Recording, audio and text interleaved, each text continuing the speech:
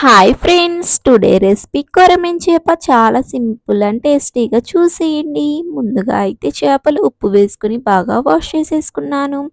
Next అయితే దీంట్లోకి ఉప్పు, పసుపు, కారం, అల్లం వెల్లుల్లి పేస్ట్ వేసుకొని బాగా మిక్స్ చేసేసుకొని పక్కన పెట్టేసుకోండి. స్టవ్ మీద ఒక ప్యాన్ పెట్టేసుకొని ఆయిల్ వేసేసుకొని సన్నగా కట్ చేసుకున్న ఆనియన్స్ వేసుకున్నాను. ఇది కొంచెం బాగా వేగిపోయిన తర్వాత అల్లం వెల్లుల్లి పేస్ట్ అయితే 2 స్పూన్స్ వేసుకొని పచ్చిమిర్చినైతే వేసేసుకున్నాను. ఇక్కడైతే ఉప్పు, పసుపు, కారం కర్రీకి తగ్గ అయితే వేసేసుకోండి.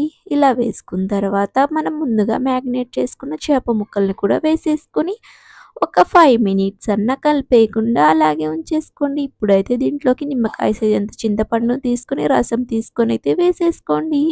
ఒక టమాటో వేసుకొని కొంచెం జీలకర్రనైతే వేసేసానండి. కొంచెం కొత్తిమీరను కూడా వేసుకొని ఒక 15 మినిట్స్ అయితే మీడియం ఫ్లేమ్‌లో బాగా కర్రీ ఉడకనివ్వండి. Bye friends.